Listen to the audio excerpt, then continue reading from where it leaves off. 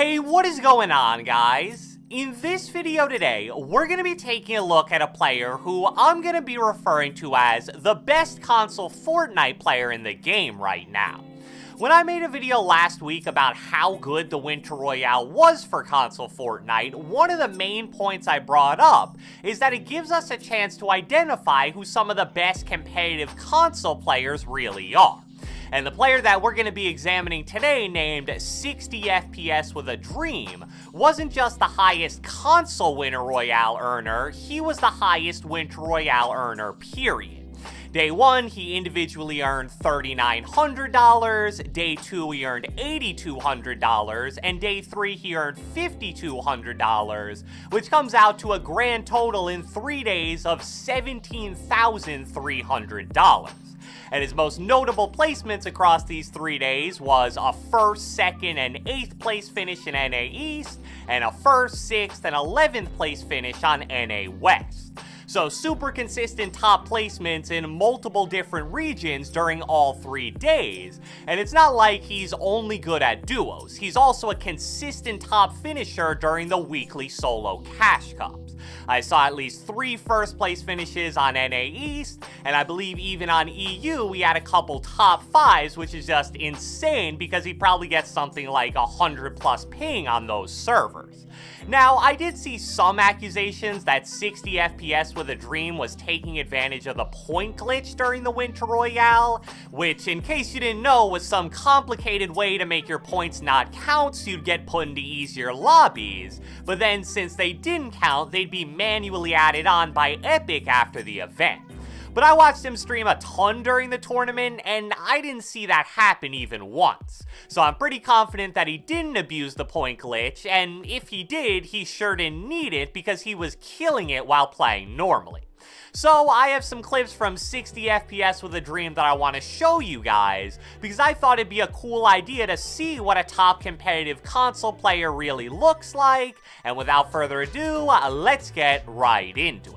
Alright, so let's start this video off by giving you guys a quick background about who 60 FPS with a Dream is as a player, and oh my, calling him unique is putting it lightly. So first off, 60 FPS with a Dream is a console-only player that plays on Legacy with 7.6 aiming sensitivity and a 2.2 building and editing sensitivity multiplier. So for console, those sensitivity values are definitely a little bit on the higher side, but that's also pretty much the most normal thing about his settings. Believe it or not, 60 FPS with a Dream still plays on the Combat Pro button layout, and he also still has edit bound to B/circle, so he doesn't even have instant editing. It's just so crazy to see a player with such non-optimal settings have so much success in these tournaments, so the question is, how does he do it? Well, much like many of the top controller players out there, 60 FPS with a Dream started his competitive Fortnite career as a great bot race wagerer. I saw on his Twitter profile a few days ago that he has approximately 15 grand of Fortnite earnings from online tournament websites like GB and CMG. And the main characteristic that all these top bot racers share is aggressiveness. And that lines up perfectly with tournaments that heavily reward kills, exactly like the Winter Royale and weekly cash cups. Here's a quick clip from the Winter Royale of 60 FPS with a Dream that really isn't anything extraordinary on the surface, but it does a great job displaying the mindset he plays with that made him so successful in this tournament. Don't go down. I gotta W key this kid, I got no mag. Gotta.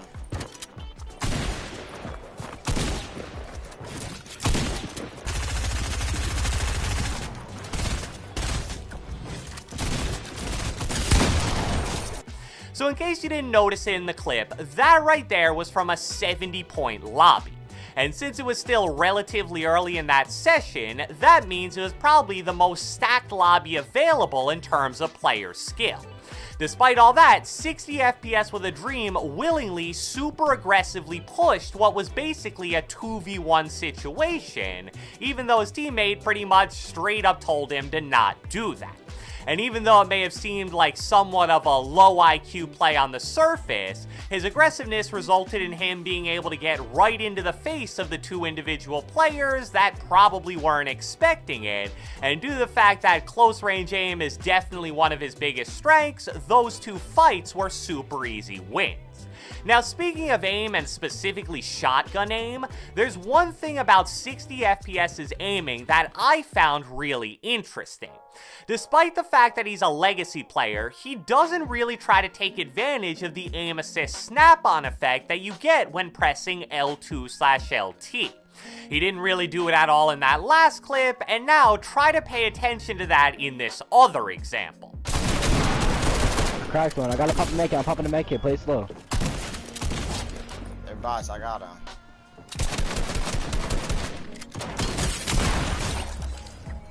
Alright. Hey, he's pushing out. He's pushing out. Stop it. Come here, come here. I'm coming. Delta. Alright. Play slow. Right though. Get your fool. Right now, chill, come here. You're on my rocket. I'm done. He's in your building. Downstairs. Way out. Right. Shit. So since that was his first game during that session, the players definitely weren't that great, but I don't think that would impact his general aiming strategy. When I played on console last weekend, one of the main things I noticed right away is the fact that it seemed like the legacy L2/LT snap-on was considerably weaker than it was on PC.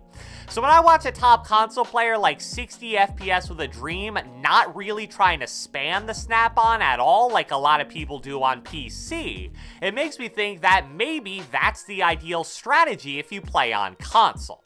Now, even though 60 FPS with a Dream is an incredibly aggressive player that thrives off getting eliminations, that alone wouldn't be enough to succeed in these tournaments. In most of the Winner Royale sessions, he would get 3 to 4 wins out of 15 games, which in 100 player lobbies is obviously very impressive.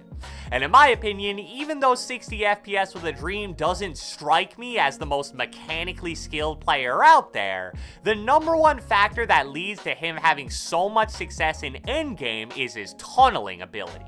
Here's just a quick example of that in action.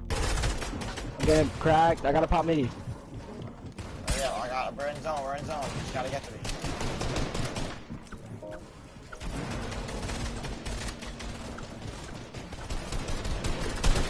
Come here, I'm about to need some mats. I got you only getting it. I'm gonna start shooting that up. Alright, right here. Stop. Now, I know that right there may not have seemed super impressive if you've seen pros tunnel before, but I can assure you that it most definitely is. Being able to tunnel at that speed on console and at that point in the game where he's probably getting 30 to 40 FPS is so unbelievably difficult. I'm probably able to tunnel better than that on PC, but when I got to console and tried it during these laggy endgames, it was considerably worse than what you just saw 60 FPS with a Dream do. So being able to tunnel like that really gives him a huge advantage in these endgames over all the console players he's competing against. The time you're most vulnerable to dying during endgames is obviously when you're rotating, but if you can properly tunnel, you prevent yourself from being exposed, so you're much less likely to die.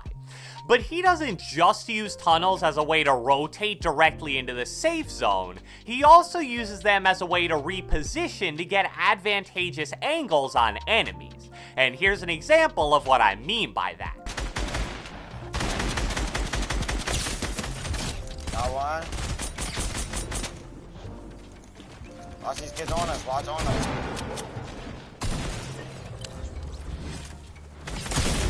Got one. I'm here. Popping it big. Play your life. I'm not popping it. One for match,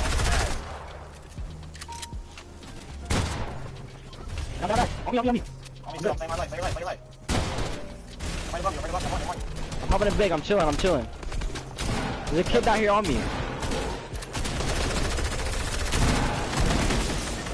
Beam back, keep him wall. He's one tap on you.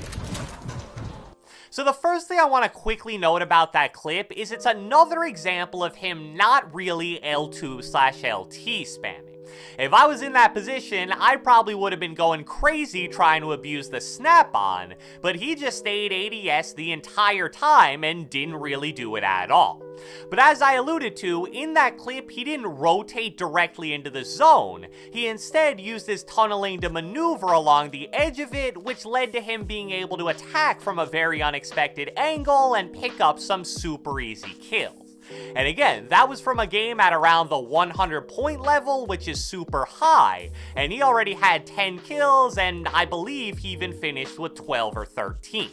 So his game definitely isn't super flashy, and he's not really some cracked out builder or editor, but despite all that, it's hard to argue with his competitive results so far.